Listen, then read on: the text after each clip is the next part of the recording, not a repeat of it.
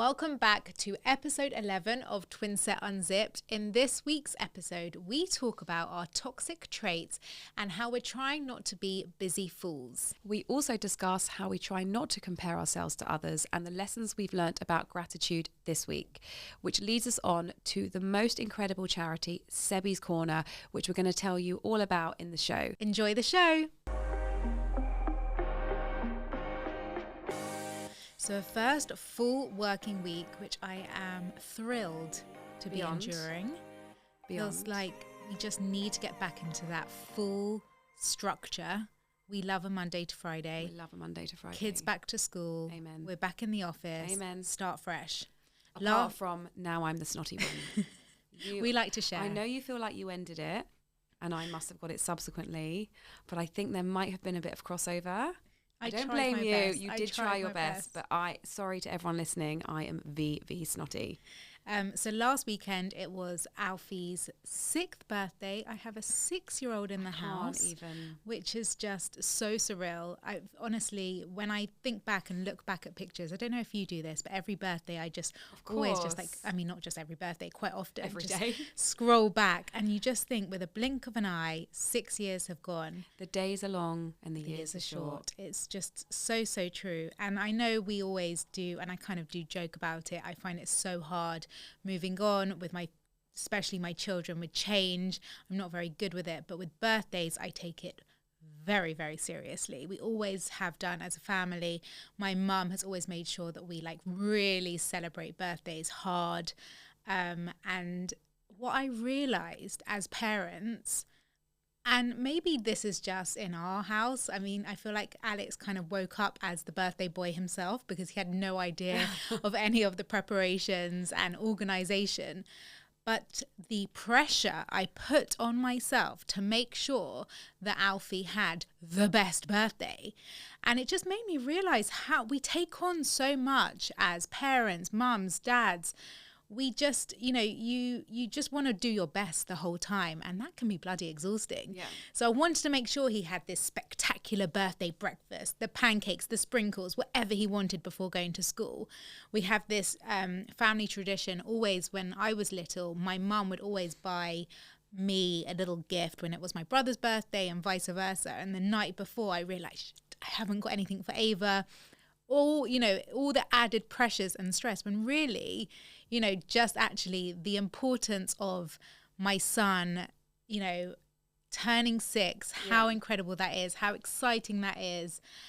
He loved every single minute, and really that was all that mattered. Exactly. It's not about the present. That is kind of just about making them feel that it's their special day and that it's a different day. So what have you got for me this week? Okay, so I have been quite taken aback by something I've seen on TikTok this week. It's about the trending thing of toxic traits. Have you seen it? Only when you mentioned it Only yesterday. when I mentioned it. So obviously toxic traits can be more in like a mental health capacity, things that you do that might make you feel a certain way. But what I've been looking at is the more silly toxic traits. For example, this is one I screenshotted. My toxic trait is telling people I'm down for anything, but in reality, I mean not after 8 p.m. Food deaths need to be involved, and it also depends on the weather. Oh my God, the parking situation, and yep, how tired I am. Spot on. So I was going to discuss our toxic traits. Well, when you actually mentioned this to me yesterday, obviously it went on to TikTok straight away, wanted to get inspired, see what everyone else's toxic traits were. And there was one that came up that was just so me. I know I've mentioned this before, how terrible I am on DMs, on messages, on WhatsApps. It's almost become... No, I don't know what you're talking about. It's now, I think ever since I actually verbalized it and made it a reality, it's got worse. You've gone the other way. She's literally, sometimes on work messages, there's so many. Do you even catch up? I do. Do you know what? I was speaking to someone about this, and she made me laugh so much. She shared a very similar, she was exactly the same. And she said, I don't want anyone to ever feel that I'm that available. And that's just so how I feel. But if things are important, surely you're available. Of course. When you message me, when my mum, when Alice, and when friends message me and, of course, but... you don't do what I do. You silence. That Yes. You archive that shit. I've got many, many groups. But I am terrible, and I do think it's got worse, even though I promised myself at the beginning of the year I was not going to allow my inbox to get that full. So what are you going to do with this information? I read on TikTok, I literally don't reply to texts, even though I'm constantly on my phone. That's so me. I will see, I mean, take this lighthearted with a pinch of salt. I will see your text notification and still not reply. It may take me days or weeks to get back to you. I don't know why I'm like this. Does anyone else feel the same? Surely I'm not the only one. Well, obviously you're not, because you saw that on TikTok. What's your toxic trait? So my toxic trait is that I catastrophize things. Really? No, you don't. No, you don't. My mind goes from 0 to 1 billion of diabolicalness, and I can't shift it. So I'm going to share a story that I don't think I shared with you that happened to me last week. I had a rare day at home, and this is explaining my catastrophizing mindset. I was at home, had a rare kind of morning to myself. I was doing a lot of life admin, eating my chocolate rice cake, and a van pulls into my drive, and 2 men start frantically knocking at the door. So I'm like, what on earth are they doing? And they're looking, they're knocking, and they're looking.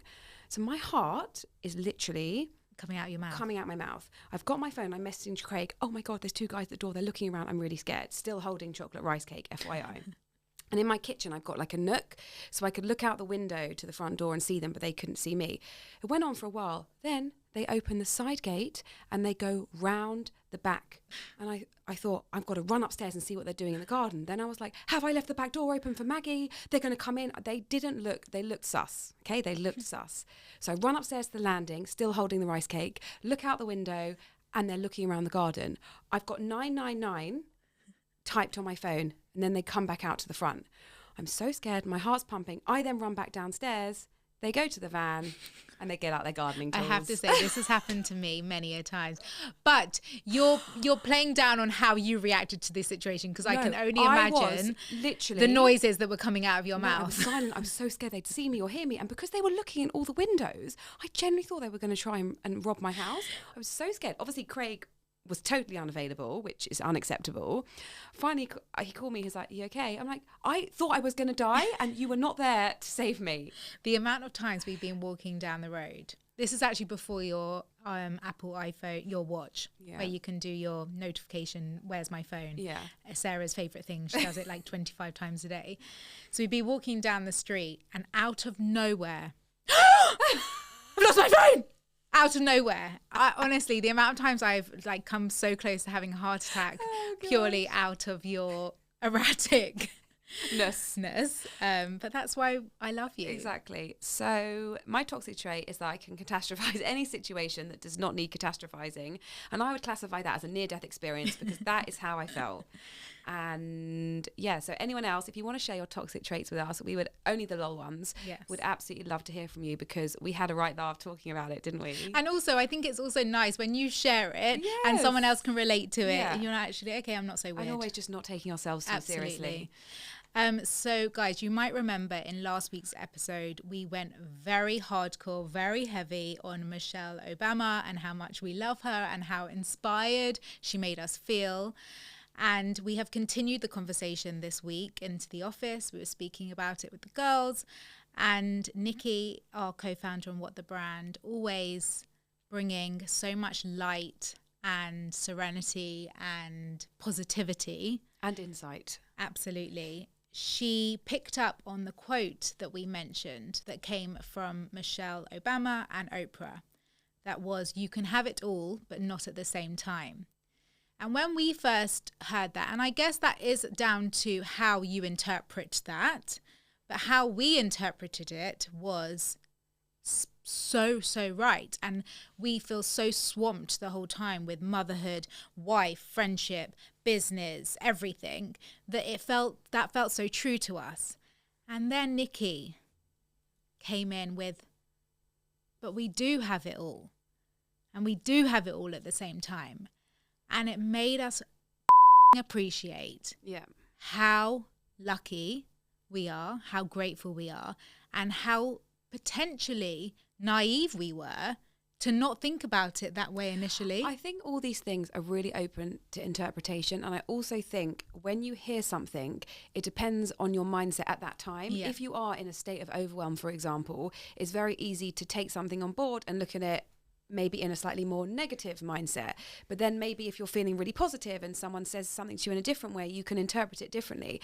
But I love the fact that people can take quotes and they can take what they need from them. And I think that is the power of everything that Michelle's saying, because she's explaining her way, she's giving you her tool set. But actually, wow, what about Nikki's opinion? What about your opinion? And I think that's really interesting to kind of talk about those topics. I actually think Nikki's opinion and her reflection on it was actually really important for me, because it also made me realize how much pressure our generation, especially women, put on ourselves to what does success look like.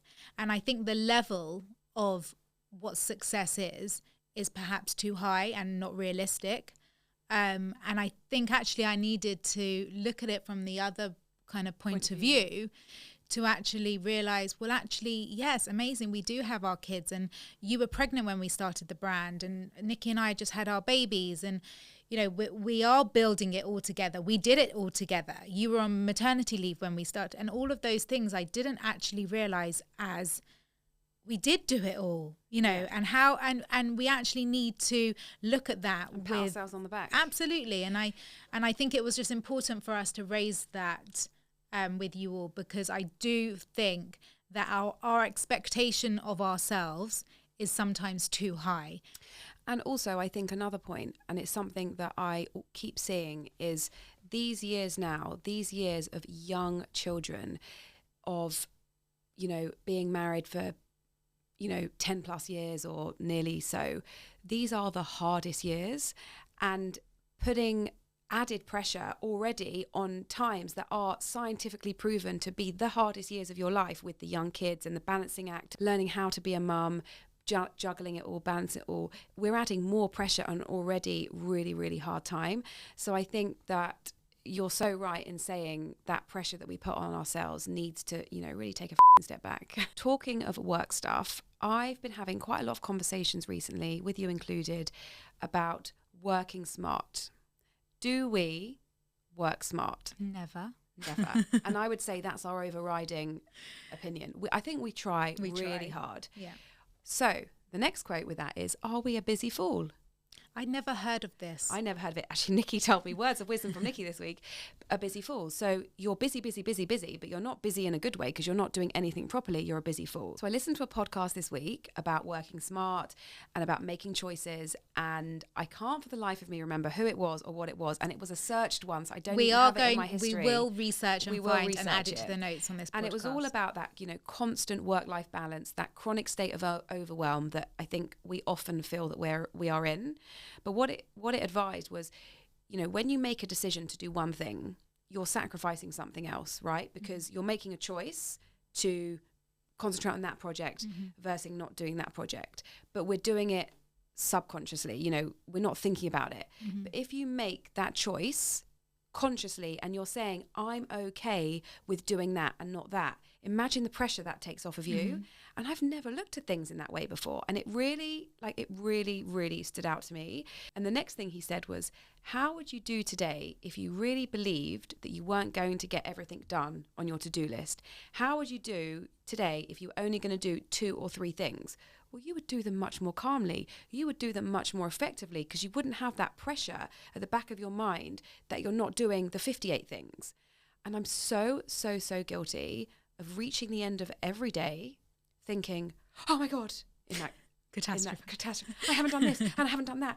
And it's like, well, actually, that could wait for tomorrow, or it could wait for the next day, but I can't shift that overwhelm, the constant overwhelm. So I think this could be a really good tool for me to apply to not get that feeling every day, because I'm just going to take the pressure off. I think the overwhelming feeling is like 100% natural, and I think it would be unnatural for anyone to say they don't feel it, but noticing it. But yes, so it's funny because we were having this conversation between the two of us the other day, and I think I subconsciously do this without even thinking about it. Subconsciously, but consciously. Perhaps. So every Thursday, Sarah and I have like a life admin day. We sometimes go into the office. We sometimes have... I have ED. you have ED, and it's just Yeah. it's a day in a week where it's just a little bit more not so structured. We're not shooting, we're not podcasting, and so forth. And every Wednesday evening, I get into bed and I have about 25 million things that I know that I need to do on a Thursday, whether it's go to the post office, do the food shop, whatever it is. It always feels like there's just so much life admin to do on a Thursday. And without fail, every Thursday, I think about that list of perhaps like 8 things I need to do, and I veto 7 of them every single week. So do you think I'm just understanding for listeners, so do you think the action of writing them down before the day and then looking at them with fresh eyes and taking them away is more effective than just saying, I'm only going to do one thing tomorrow? It's a funny one because I don't think I have done this with practice. It's more just it's more like the day has evolved and I've dropped the kids. I've done what I've needed to do. I've then come home and I've gone onto emails, and then all of a sudden it's 12 o'clock and I know I've got 2.5 hours till I need to get the kids. So subconsciously, but perhaps consciously, I'm like, well, I actually don't have time to do those 8 things. I'm just going to actually clear up the kitchen because that's going to help my mental state right now. And all the other things like going to the post office, okay, well, maybe I'll do it tomorrow, or I'll do it on the weekend, or I'll fit it in. It's not life or death.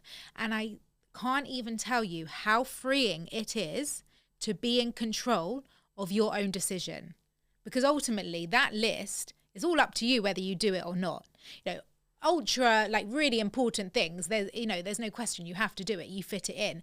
But your kind of life admin list, like a lot of it can be pushed back. They can wait. I know listen, I think we're of the mindset that we want to do everything in the right time, get it done as quickly as possible, but it's just not realistic. And it's back to that point of putting these expectations on ourselves in the one day a week that we might have to get it all done, whereas that's just not realistic. We also are allowed to concentrate on the things we want to do that we feel more important. You know, I had yesterday the kids' school photos. I'd had that email. We had it as well. At the same time. Yeah. I had that email in my inbox for about 2 months, and the deadline was coming up.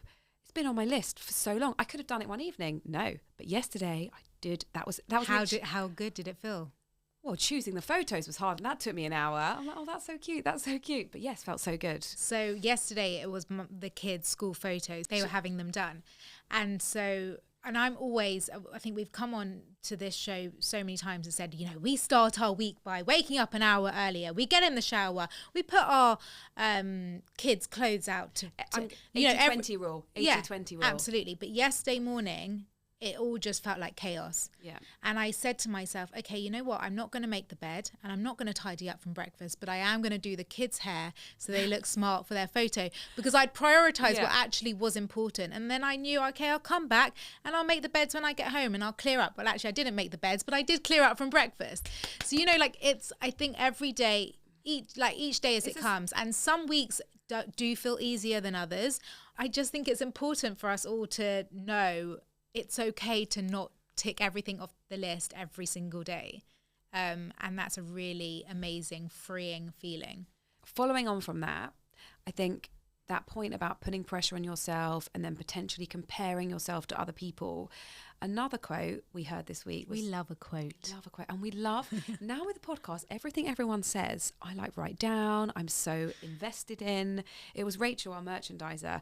I have to say, that is one lovely thing about the podcast. It has made our days and our weeks... We are so much more mindful of every conversation. But don't you think, like, anything that happens, anything that we watch... You really think about it. You do, and but then becomes topics of conversation and it more interest. And absolutely, I have to say I'm loving it, guys. Me too. Do you think I think I say it every week. Also, it hasn't happened yet. Will this be the only episode we don't cry in? I hope so, because I'm not sure I can cry anymore. I'm not a crier. So yes, comparison. Rachel said, stop comparing your behind the scenes with everyone else's highlight reel. And I was like, whoa, drop that mic. That is such an amazing, amazing message that I've not heard necessarily in that way. Because we always say about our Instagram page, that is not our real life. Mm-hmm. That is a curated, thought about, researched, etc. page. We're not saying we look like this every day. We don't bound into the office in a beautiful outfit. Often we walk in crying, effing and blinding, that very often, most days. And I think it's so easy for people, we got a message yesterday on Instagram, oh, you guys, you always look so perfect, which is a word I hate. I'm using inverted commas. Your skin looks so gorgeous. But it's like with a light in our studio, and we put we're making the best of what we got. It isn't real life. Of course, we're not using filters, as we've spoken about lots before, but it's so hard when you're putting yourself out there. You never want to make people feel that is real life. And I think it's just something so important just to keep saying and keep reiterating. No, I love that quote. And I have to say, I think I feel it every weekend. I think because Monday to Friday, we are so on Instagram. We are so, all about the outfits, where we're going, our meetings, restaurants, the coffees. It's all very Instagrammable. Yeah. That's our job. It's a weird thing, but that is our business. Part of it anyway, not the brand. And unfortunately, that's not fair.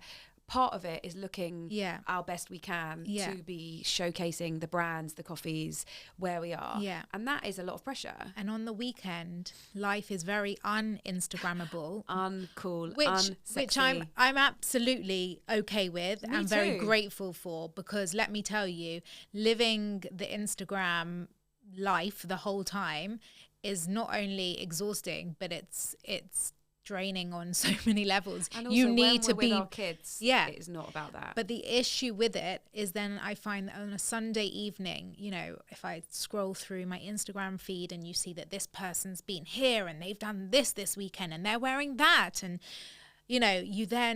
I would be lying if I wasn't honest and said that doesn't affect me. And I don't sometimes feel, I didn't do anything fun this weekend. I didn't take my kids anywhere. We didn't go out on Saturday night.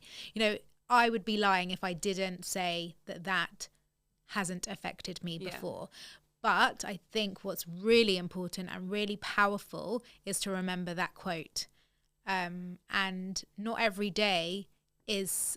Your life isn't going to be a highlight reel every day, and that is good. And most people are only sharing the highlights. Hats off to the pages, the mental health pages, all the sharing pages where they're using their Instagram page or TikTok to highlight really important issues, and they're showing real life. But I'd say that 90% of people, you're taking 100 photos to put up one. Mm-hmm. You're saying, I'm here today, blah, blah, blah. That's taking you 5 times. It is not everyday life. And I just think, as much as we can, to reiterate that fact and say, yes, it's not our everyday life. And if you saw us on the weekend, where we love not putting a full face of makeup on and going out too much, and we're just going down our local high street, that is the real us. That's also why we felt so important that we needed to have this podcast, to be able to show the real We Are Twinset. Because the issue with We Are Twinset, and it's only a small issue but big to us, is that it lacks...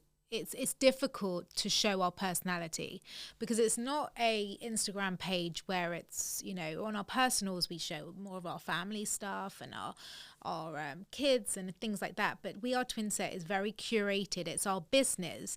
So it was really, really hard for us to be able to show who we are as real people. And what's important to us. Yeah. And also I think, We Are Twinset it is our job, and we like to treat it that way. Yeah. So it's kind of, you don't want to cross those lines. And that's why I think we love the podcast so much, is because on a Wednesday morning we come in and it's just a free flow, easy chat. We connect with thinking we need to be a certain way or look a certain way or say things that way. We're authentically being ourselves, and also and it comes across. Yeah, and I think to connect with our followers on a really different way that they can't see from us on We Are Twinset. So I think, guys, really remember this quote. If you are struggling or having one of those days, say it again. Stop comparing your behind the scenes with everyone else's highlight reel. So thanks, Rach, for that one. Talking of weekends and all the shiz we do on the weekends, last rainy bank holiday weekend, I did a tour of all the soft plays in Northwest London. So I can tell you which ones are hot and stuffy, go on, which ones are stinky. Aren't they all? which ones make me more angry and catastrophizey, which ones don't. Anyway, at one of the soft plays, I bumped into Bianca, who is the founder of Sebi's Corner, which is a charity that Phils and I have supported since day one, and that is really, really important to us, and we are so invested in everything they do and want to help them in so many different ways. So Sebi's Corner was founded in lockdown, which I can't believe. I feel like it's such an established organization. I can't believe that it only started during lockdown. And what Bianca's only achieved is beyond, it's incredible. Just a quote from their website: without nappies, without clothes, without school uniform, without a birthday, without the essentials. We believe that every child should have the essentials they need to thrive. We recognise this looks different for every family, and we pride ourselves on our tailoring our support packages to each family we help. You know, and she would share quotes about families not being able to change their kids' nappies because they couldn't afford them, people coming out of domestic abuse relationships with nothing, going into a shelter, they don't have a cot for their baby, they've got nothing. I was having a conversation with Bianca, you know, about how difficult life is out there at the moment, you know, and she said to me some quotes: there are more food banks in the UK than McDonald's. That is how many people are struggling at the moment. In the past year, the number of people using a food bank for the first time is 760,000 people. And I think for us, what's so important, that we're able to use our Instagram and now this podcast to be able to share knowledge on such vital and important, credible organizations and charities.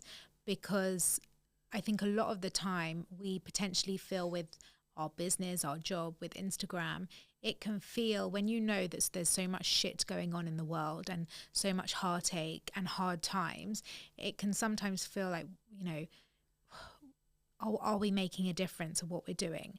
And I think for us, it's really important to know that we can support and we can share knowledge on these amazing charities. Bianca is an incredible human, and her strength is so inspiring. Sarah and I are absolutely in awe of her and what she's been able to achieve with Sebi's. Yeah, we promised ourselves we weren't going to cry this By the way, episode. every time I see Bianca, we have a joke that we cry. So Bianca, you got me even from afar. It's just really important for us to be able to share some, you know, what needs to be heard, basically. And I'm just going to share very quickly, if you guys feel as passionately about it as we do, which I know so many of you have done and will be, wanting to help, just a couple of things. £10 could buy a gift for a child who won't receive any presents on their birthday. £20 could help us deliver a cot to a family whose baby has been sharing their bed because they have nowhere for him to sleep. And the list goes on, but she has an Amazon wish list, which often we would go on and just, there's all different toys for kids, there's clothing, stuff like that. We'll share the link in our show notes, and you can go on, it gets delivered straight to their hub, and they're able to kind of place these things with the right families who need them, and it's an ongoing thing, and it's the most incredible way to support a charity. Because sometimes I think actually giving money is one thing, you know, I know we both give a month to different things, but actually buying something in particular that you know is particularly needed, it does feel different. So being able to support in that way where you really feel you're making a difference even to one family is amazing. And I think also, you know, times are so tough for so many families, but also for charities and these organizations that don't have the funding, the money that they potentially did have pre-COVID. So the charities and organizations need our help and need us sharing as much as everyone else does. So we wanted to end on that because obviously Sarah saw Bianca this week and we were just having the conversation together, and it's always a charity that has meant so much to us, but we obviously wanted to use today's episode to highlight it, to share it with you. For anyone that doesn't know about it, as Sarah said, please check their Amazon wish list. All links will be in the show notes below. So that wraps up episode 11. Wow. 11 episodes in. So in 11 episodes, we've cried 362 times. We've been snotty 455 times. We hope we made you laugh. Laughed 1 billion times. And we know that so many of you do listen to us to just have a bit of light-hearted entertainment. We know lots of you say you want it longer than half an hour, but we're little bite size of just pure escapism. Absolutely. And funnily enough, I'm going to just share one message that I received in our inbox yesterday from a midwife who says she listens to our episodes in the evening after she's finished a night shift. So she was so tired last week, she went to listen to episode 10. She'd already listened to it and she's totally forgotten, but she loved it so much she listened to it again, and I love that. Absolutely. And also hats off to you midwives, because you're doing the most incredible job. Thanks so much again for listening. You guys know how much it means to us. You know how much we absolutely love recording it and connecting with you, and we hope you love the show. And don't forget to please like, subscribe, comment, leave us a 5-star review. We would love that. And check us out over on Instagram at @twinsetunzipped, at wearetwinset, at whatthebrand. Drop us a message. Love to engage with you guys and hear all your thoughts and maybe even talk with you on the show.